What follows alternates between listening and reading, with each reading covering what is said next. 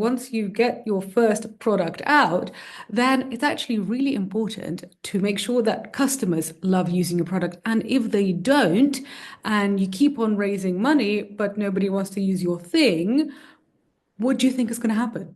Hello, smart people. How are you today? Today, we are going to talk about product storytelling. And if you're a founder, you're probably really tired of lessons about pitch storytelling because there are so many of them. And pitch storytelling, it's important. It's basically a way to tell stories to get investors or CFOs, basically people with money, to fund your project. And this is important because basically, if you don't have money to fund your project, it ain't gonna happen, right? But pitch storytelling, as in learning how to tell stories for an investor pitch, is not the only type of storytelling that you need. You also need to be able to do product storytelling. And what is that? Essentially, it's a way to show your users, your customers, people who use your product, about why it's going to be useful for them and how it's going to make their lives better. And I find that in a lot of this kind of innovation school discourse, this is often forgotten, and there's a huge emphasis on pitch storytelling and basically an overemphasis on investors. And I don't like this. I don't like this for two reasons. One is that it assumes that everybody has to fundraise. It assumes that basically every company, every founder has to fundraise to be successful. And this is nonsense, right? In my first company, I had investors. In my second company, I don't have investors. There are pros and cons. There are lots of very successful businesses that do not have investors and that have reached scale. And frankly, if you're going to have an exit, it's going to be better for you if you are not massively diluted. But that's a whole other story. Anyway, so don't assume that you have to get investors to make your product a success. And also, even if you do have investors, the main people who really matter, like your boss, these are your customers, these are your users. Because yes, at the beginning, when you don't have anything, you maybe don't have any customers, and then storytelling to investors is super important. But after a while, once you get your first product out, then it's actually really important to make sure that customers love using your product. And if they don't, and you keep on raising money, but nobody wants to use your thing, what do you think is going to happen?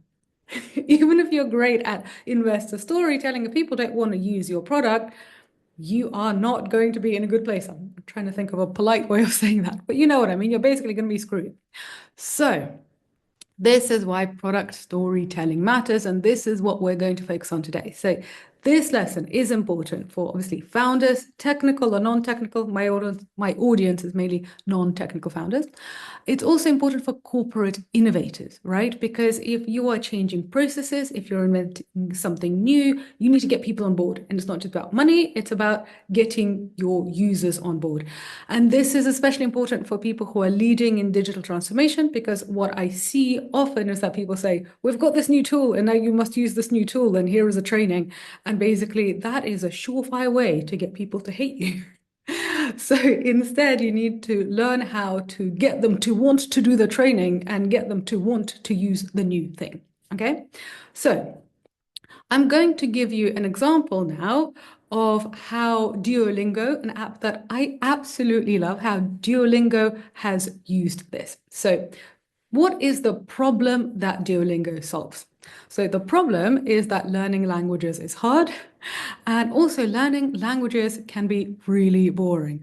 So for any of you who have sat in a grammar class, you know exactly what I mean. So this is the problem. The problem is the villain. Learning languages is hard and boring. So the solution comes in, and that's the hero. So Duolingo made language learning fun. It's gamified. So actually, it's one of the things that I now do when I find myself reaching for my phone and I want to get on TikTok or I want to get on Instagram. I'm like, no, I can get an endorphin hit from Duolingo and actually learn a language. So Duolingo made language learning fun and accessible and either free or not too expensive. And so that the solution is the hero and the problem is the villain. And then there's the transformation. What's the transformation that Duolingo gives us? That users learn languages at their own pace, they build confidence, and also they actually stay motivated because there's this whole gamification element. So Duolingo helped, so this kind of storytelling helps Duolingo stand out in a very competitive market. And for those of you who want to learn languages, I'm sure you've tried lots and lots of different apps. I certainly have. And, Duolingo's strategy and storytelling has really, really made it stand out. And so for corporate innovators, again, let's imagine storytelling about your internal training tools. So if you are working on change management, instead of saying, use this new software because it's faster, you could say, this tool is going to save you 2 hours a week. So you can focus on work that matters most or just go home early. I mean, that is a selling point, right? Okay, so I've kind of given you the core framework of product storytelling. There are three bits. There's the villain, that's the problem, the hero, and then the transformation for the hero. So let's try this with Spotify. So how does Spotify use this framework? And by the way, if you are listening to this on Spotify, hello, thank you very much. Leave the show a rating on Spotify. I'll love you forever. Anyway, so how does Spotify use this framework? What's the villain? What's the problem? Well, in the olden days, we had MP3s, we had lots of music in lots of different places. Some of us may have even downloaded music illegally. Okay. Anyway, so Spotify, so that was the problem. Then in comes the hero, Spotify, or Apple Music actually. So Spotify provides access to any song, anytime, without, lawsuits and so on. What's the transformation for us, for the users? Well, we move from spending hours trying to organize all of our CDs, if you remember that, MP3s and so on. And Spotify is basically music at our fingertips whenever we want it. So that's the transformation. So let's try to apply this to a workforce tool, or actually, any tool. Like I'm sure there's an AI revolution happening right now, and I'm finding that a lot of AI companies are saying, we're using AI to do this. And it's really unclear because they're emphasizing AI, which frankly, nobody should really care about. So instead of saying that your product in your corporate has AI enhanced reporting features, you could say, see exactly what you need in one click. It's saving hours of analysis. Okay, so this brings me to my next point. So first we covered this three-stage framework. So the villain, that's the problem. The hero, that's the solution. And then the transformation. What happens to our hero? And our hero is the user. What happens to our hero as a result of them using our solution? And it should be something good, right? If something good doesn't happen to our hero, that means it's either the wrong hero or our product needs some help. Okay, so now that we have discovered this three-pillar framework of product storytelling, there's something that I am going to go on at you for ages about now. It's called features versus benefit. Now, if you are a product maker, and I don't care if you're a founder, if you're a corporate innovator, if you're a hobbyist, whatever, if you make things, you kind of fall in love with the thing. So you fall in love with your features. And I totally get it because you're making it, you're putting your creativity into it. If you've got a team together, you're putting all of your heads together on this, you're researching, you're thinking. And so then when it comes out, you really want to tell people about the features that you've made, because also, frankly, some of these features are really complicated and took a lot of intelligence to create. I get you. I have done this. Now, I have a really disappointing thing to tell you is that users don't care. They don't care. So, talk to other people, talk to people like me about the cool stuff that you're making, because we like to nerd out on this. But your users and your customers, they don't care about the features. They care about the benefits. So let's have a look at WhatsApp. So WhatsApp says to us that it has end-to-end encryption. And I mean, some people do use WhatsApp for end-to-end encryption. I mean, I'm not one of those people. I suspect that you're probably not really one of those people. So if WhatsApp just goes around saying we have end-to-end encryption, like for most people, that's not going to mean anything.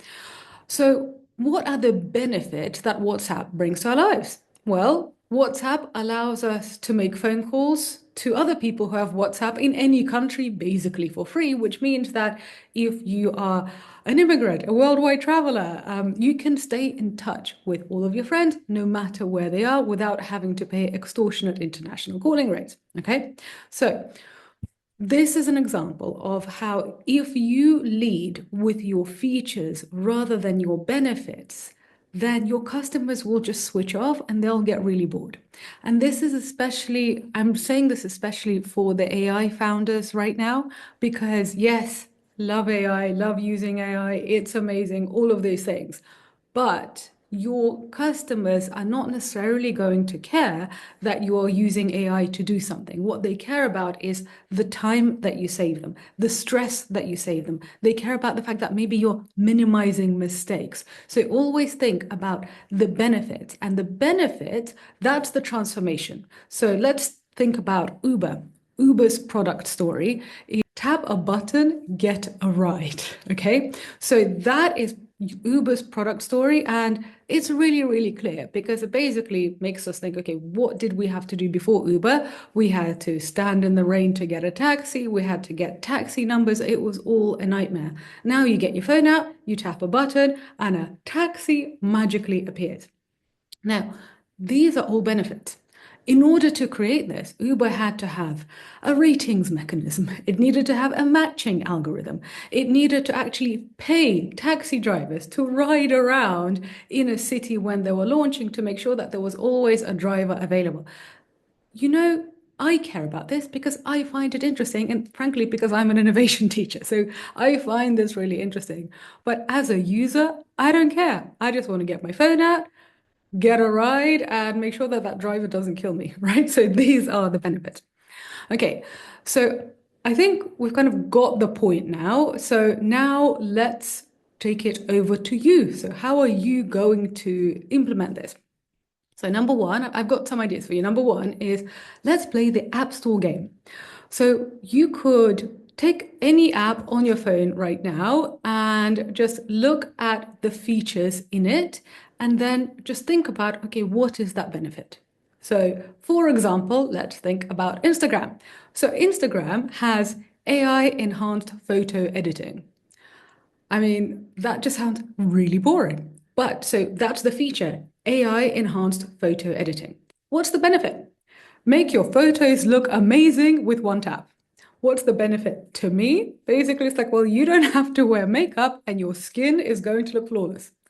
That is wonderful. Love that. If somebody says AI enhanced photo editing, even if you understand it, even for somebody at my level of understanding, I still have to kind of stop and think exactly what it is. And you don't want your users to stop and think exactly why it's useful for them. You want them to go like, oh my God, yes, please give this to me. I need it. So let's play the App Store game to understand how to translate features to benefits. Another thing that you can do is actually look at the iPhone and iPhone launches. So iPhone launches are really, really spectacular storytelling events, all the way back from when Steve Jobs was doing it to now. And yes, they are, feats of engineering and feats of design, but actually when they're being launched, there's a lot about product storytelling. And basically, it's all about how do you make users feel? Why do people want to use your thing? So, for example, they could say, in this new iPhone, we've got a 12 MP camera.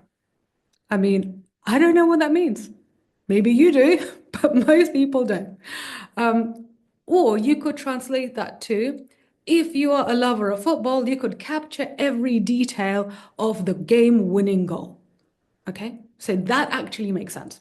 So you could look at Apple press releases, you could look at Apple iPhone releases, you could also actually just look at Apple advertising for their products, and they're emphasizing the benefits. And as a result, you can work backwards to what the features are.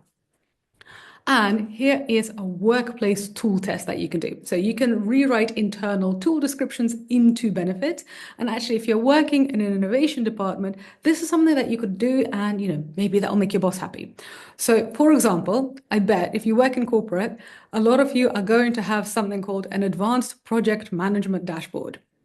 And that sounds incredibly boring and also super vague, right? So, what could you translate that into? What is product storytelling?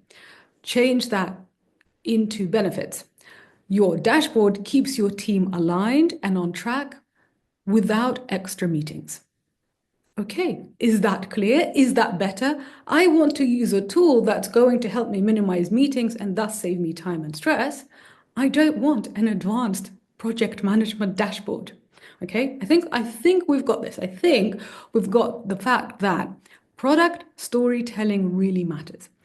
And I would argue that product storytelling matters more than pitch storytelling. So, for those of you who are either pitching to investors or trying to shake down the CFO for money on your innovation project, I would say that product storytelling actually matters more.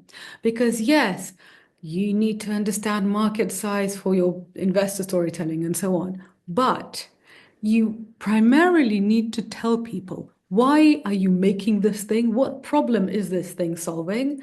Why will people really want to use it? And, fundamentally, why will they pay for it?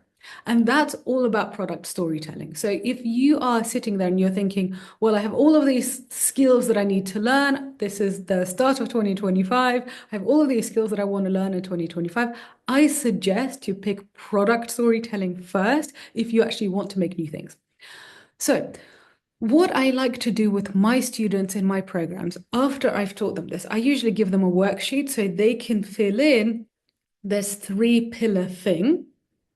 Remember, the three pillars are the problem, that's the villain, then the hero, your product, and then the transformation. So I get them to fill in this worksheet that basically says, okay, what problem are we solving? What is our solution? What is the transformation that people are going to get as a result?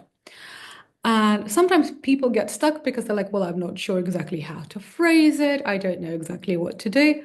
That's completely normal. Just do that. And what I say to people, just fill that out as best as you possibly can. Do not spend ages on it. Half an hour to an hour is fine. An hour is actually probably too long. And then go out to your target market and try it. See how people respond. If your target customers are like, oh my God, I totally have that problem. And yes, I really want to have this transformation, then you're onto something. But if your target customers are like, well, I have that problem, but it's not really a big deal, or I don't have that problem, or this transformation isn't really worth me downloading a new app, like it's a problem, but I don't care about solving it, then that's something to investigate.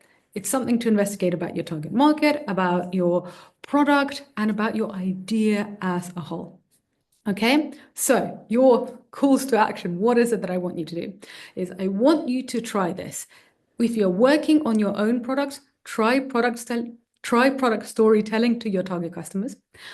And if you are not working on your own product, just look at the products that you have on your phone and understand how a feature like AI enhanced photo editing gets translated into a benefit. Because the biggest tech companies in the world know how to do product storytelling at an expert level, which is why, they keep on creating billionaires upon billionaires.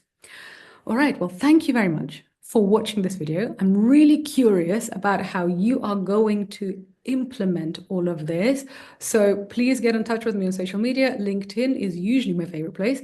So get in touch with me on LinkedIn. Let me know how you're implementing all of this.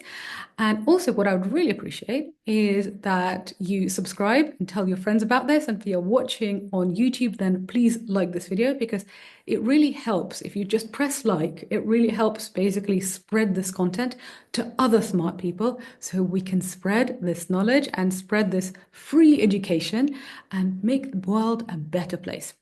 Okay, on that note, thank you very much for watching. I love you, and I'll be back in your delightful smart ears next week. Ciao!